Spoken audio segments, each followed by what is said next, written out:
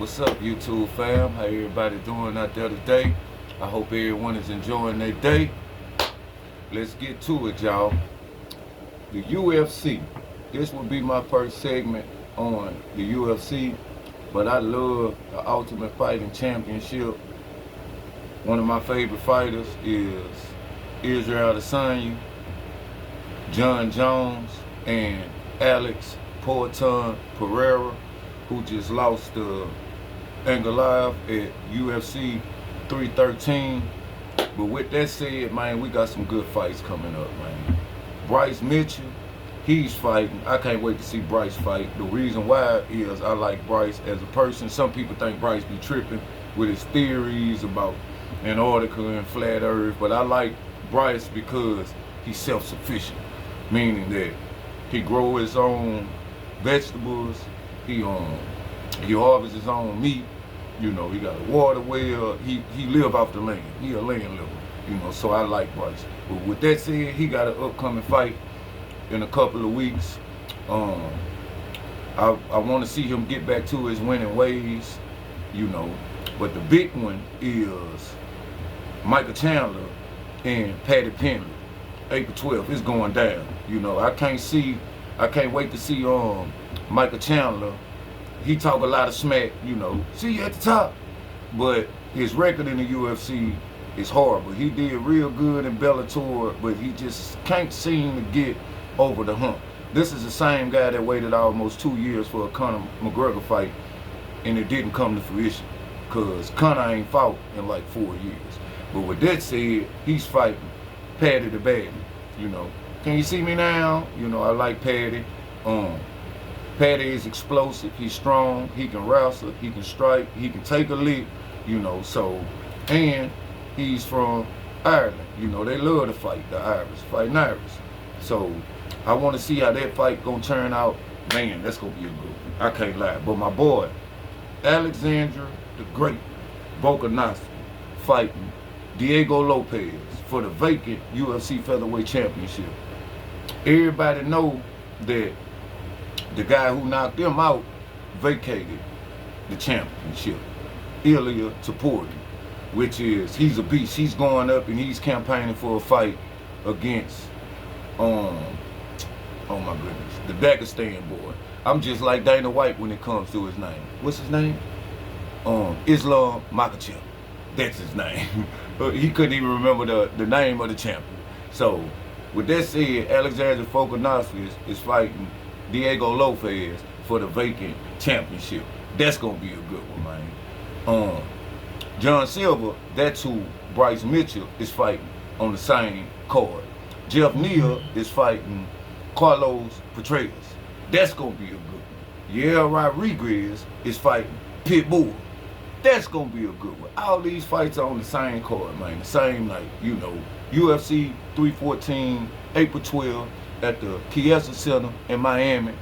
It's going down. I wish I can be in the building. Okay, with that said, at the dang on T-Mobile Center in Kansas City, Jamal Hill, who of course lost to Yuri, he lost to Alex Pereira, but I like Jamal. I think he's from Detroit. He's fighting Khalil Roundtree. Alex Pereira, even though he lost to Goliath, the fight before that, he beat the brakes off of Khalil Roundtree. Khalil Roundtree is a warrior. So this is going to be a good fight. Both of these guys need to win to get back in tighter contention in the middleweight division. So I'm pulling for both of them, even though both of them can't win, you know, but that's going to be a good one. Michael Pereira is fighting Abuzanan. If I butchered his name, you know, the Dagestan names are kind of tricky, but that's going to be a good fight, and that's on the same card. Okay, with that said, Conor McGregor. Man, I don't know what's going on with Conor. I like Conor, I'm a fan of Conor, but I don't know if Conor going to ever fight again. Being out the ring that long, inactivity, I just don't know. I think all the money that Conor got and all the business investments and endeavors that he's doing, I don't think he need to fight. And it's hard to get up early in the morning when you got all them zeros in your bank account. He was supposed to fight Michael Chandler, and he said he was ready, but he was off making movies, you know, the Roadhouse. But I don't think he was ready. I love Conor as a fighter, but I think he's been out the ring for too long.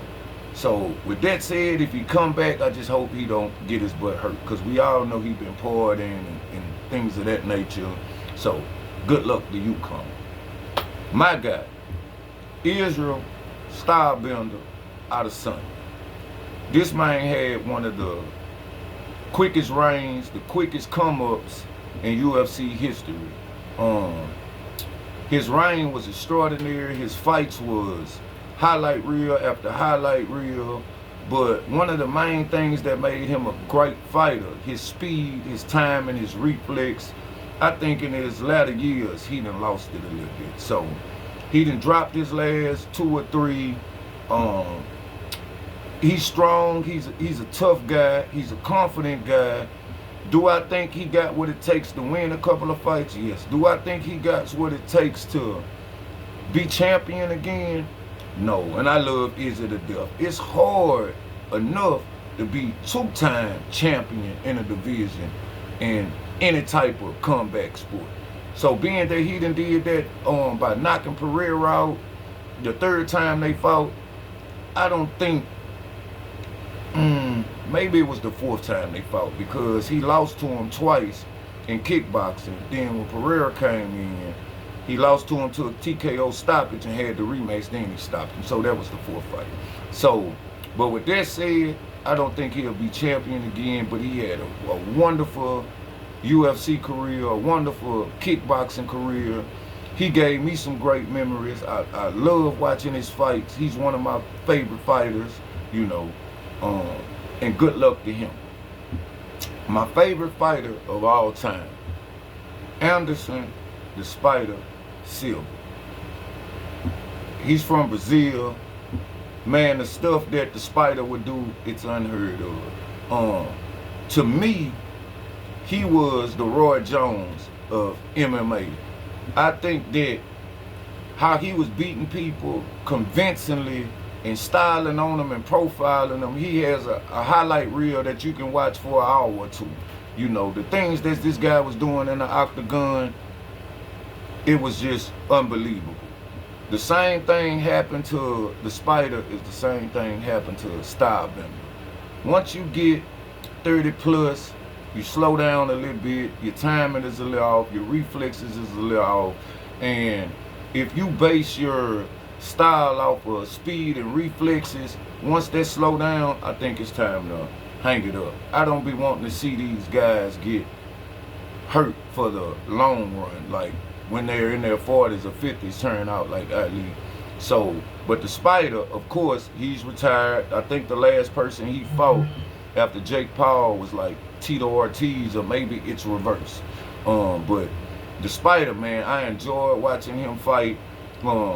It's nothing that he could do or couldn't do in the octagon. You know, he could submit you. He can, you know, knock you out with a front kick, an elbow, bagging up. You know, he was just unbelievable. With that said, Spider, enjoy your retirement, and hopefully another Spider come along, man, that I can enjoy. John Bone Jones. It's nobody like John. John started at light heavy. He campaigned it most of his career at 205. He done beat the best of the best. John Jones' resume is probably the greatest in UFC history. You know, you can say Stipe got a good resume when it comes to heavyweights. You can say Daniel Cormier from Lafayette got a good resume when it comes to light heavyweight. But John Jones, man, this man resume, the guys that he beat, all of them was champions. All of them was Hall of Famers. I'm saying once he won the championship, I think he got the most title defenses too, from Rashad Evans to Lyoto Machida to Forrest Griffin. If you name them and they was great, John beat them. Everybody say he ducking Tom Aspinall. Now, my opinion of that is, if I was John and you got a young, hungry guy in his prime, undefeated, 10 years younger than me, steady calling me out. He looked like he might be a little faster. I don't think he's smarter than John because John IQ is impeccable. Would I risk fighting Tom? And Tom has nothing to offer. I don't know. I don't think John is scared of him, but I don't know. I don't think that is just smart business, fighting Tom. Now, John wanted to fight Alex Pereira. Why is the heavyweight champ calling out a guy in a weight class below him? I don't know. You know, so I can't take up for John in that aspect. But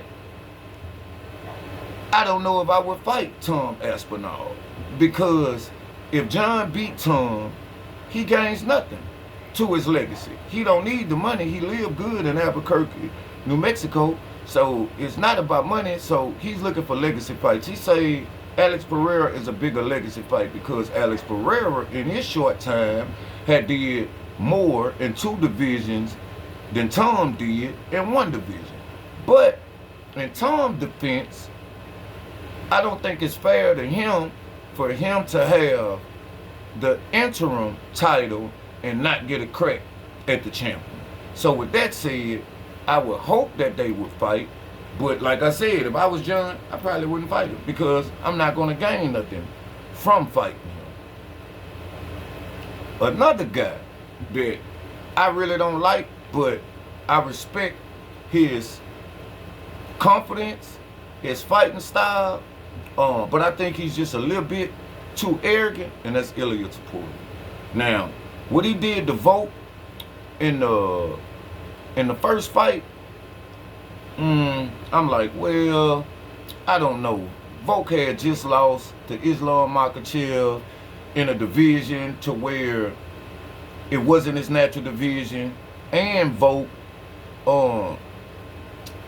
like I said, he didn't fight in that division. So, and he took the fight on like a week or 2 notice. So he had a built-in excuse. That next fight, what Islam did to him, yeah, now that was crazy. What Topuria did to him, that was crazy.